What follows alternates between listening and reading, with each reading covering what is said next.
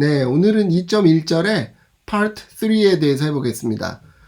첫 번째하고 두 번째 파트에서는 미분, derivative에 대한 동기 1, 2에 대해서 공부를 했었죠. 동기 1에서는 슬로프, 어떤 함수가 있을 때 슬로프를 구하는 거에 대해서 했었고요. 두 번째에서는 어떤 물체가 움직일 때 속도를 구하는 것에 대해서 했는데요. 이 두 가지가 같은 식이라는 것도 설명을 했었고요. 그래서 그 두 개가 공통적으로 derivative, 즉 미분이다라는 개념이다라는 것을 설명할 겁니다. 그래서 미분이라는 건 뭐냐면요. 먼저 정의를 해볼게요. 어떤 함수 f가 있고요. 그 다음에 x가 a인 값에서의 derivative, 미분이라는 것은 f'a라고 쓰고요. 그 다음에 f'a는 요 x의 증가량분에 x가 a에서부터 a 플러스 h로 증가한다고 할 때 x의 증가량은 이 차이니까 h가 되겠고요. y의 증가량은 fa 플러스 h 마이너스 fa가 되겠죠. 이 비율을 극한을 취한 건데요. h가 0으로 갈 때 극한을 취한 거고요. 이것을 f'a라고 정의합니다. 그리고 이것을 derivative라고 말하고요. 다른 공식으로 이런 공식이 있었죠. a에서 a 플러스 h로 간다고 하지 않고 그냥 a에서 x로 x가 변화한다라고 하면은 x의 증가량은 x 마이너스 a, y의 증가량은 fx 마이너스 fa잖아요. 그것의 리밋 x가 a로 갈 때라고 해도 됩니다. 그러면 이 1번 정의하고 2번 정의는 동일한 정의예요. 단지 x를 x라고 쓰느냐 a 플러스 h라고 쓰느냐의 차이뿐인데요. 그 중에 더 많이 쓰이는 거는 1번이 더 많이 쓰입니다. 실제 계산에 있어서는. 왜냐하면 지난 시간에도 설명을 했는데 이 두 개가 소거가 일어나기 때문에 계산이 좋아진다라는 겁니다. 그러면 이그젬플로 한번 확인을 해보겠습니다. fx가 이렇게 주어져 있고요. 이 함수의 derivative를 구해라 라는 겁니다. 그러면 f'a를 우리는 구하고자 하는 거고요. 그랬을 때 극한하고 fa 플러스 h 마이너스 fa 나누기 h 하고 h를 0으로 보내면 되죠. 그러면 이제 값을 대입을 하면 되잖아요. f 대신에 이 값을 대입해서 fa 플러스 h는 a 플러스 h 자리를 x 자리에 넣고 fa는 x 자리에 a를 넣으면 이렇게 대입이 되겠죠. 그 다음에 이거를 전개를 해보면요. 이 부분이 a 플러스 h 제곱이 a의 제곱 플러스 2ah 플러스 h 제곱이 되잖아요. 그 다음에 다 전개를 하면 어떤 일이 벌어지느냐. a 제곱이 소거되고요. 막 이렇게 소거되는 일들이 벌어집니다. 그럼 나머진 이런 부분들만 남는데 정리해보면 이렇게 되죠. 그러면 h가 0으로 가니까 분모도 0으로 가고 분자도 0으로 가는 0분의 0꼴이 되는데 여기서 또 할 수 있는 것은 0분의 0꼴일 경우에는 0으로 가는 인수를 제거하자라는 거잖아요. 그래서 제거를 하게 되면 이렇게 돼서 이런 값이 나오고요. 이때 h에 0을 대입하면 2a-8이라는 결과를 얻게 됩니다. 그래서 동기 1에서 우리가 공부했던 게 바로 derivative가 주어진 fx라는 함수의 탄젠트 라인의 슬로프를 준다라는 거잖아요. 그래서 탄젠트 라인의 이퀘이션을 어떻게 구할 수 있냐면 먼저 함수가 y는 fx라고 하고 포인트가 x가 a고 y가 fa라고 한다면 y-y0 그러니까 fa가 되겠죠. 그 다음에 x-x0 a가 되겠죠. 여기서 두 개는 온 겁니다. 그런데 슬로프가 바로 f'a가 되니까 이 탄젠트 라인의 이퀘이션을 쉽게 결정할 수 있습니다.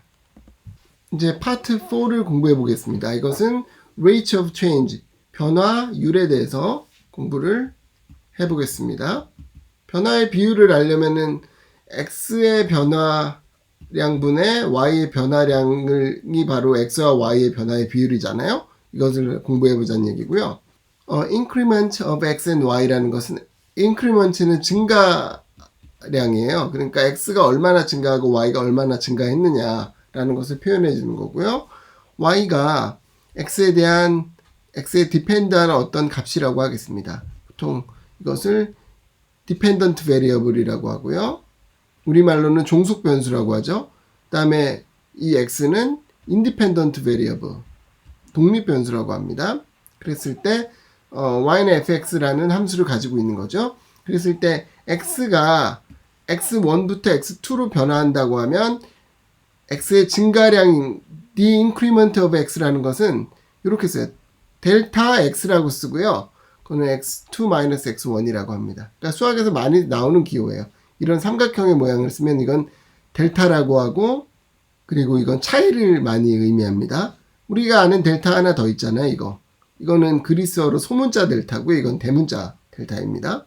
그 다음에 그에 관련된 corresponding change, y in y, y에 관련된 변화량은 델타 y라고 쓰면 되겠죠. 그러면 이것은 fx2 fx1이라고 하면 되겠습니다. 그러면은 먼저 average rate of change를 공부할 건데요. 평균 변화량이죠. 그러면 이건 어떻게 되냐면 델타 x분의 델타 y를 생각하면 되고요. 이거는 x2 x1분의 fx2 fx1이 되겠죠. 이거는 x1이라는 시간부터 x2라는 시간 동안 평균적으로 얼마나 y값이 변화했느냐는 것을 의미합니다. 그래서 평균이란 말이 average잖아요. 그래서 average rate of change라고 하고요. of y with respect to x. 그러니까 y의 평균 변화량인데 뭐에 대한? x 값에 대한 것이다 라고 해서 이렇게 표현을 하고요. 뭐 with respect to라는 말도 굉장히 많이 쓰이는 말이에요. 그래서 이런 표현들이 여러분들이 알아두면 좋겠고요. 그러면은 그림으로 보면 이런 거예요. x가 x1부터 x2로 증가할 때 y가 얼마나 변화했느냐. x가 x1일 때 y 포인트는 이거고 x가 x2일 때 그 함수 위에 포인트는 이거잖아요.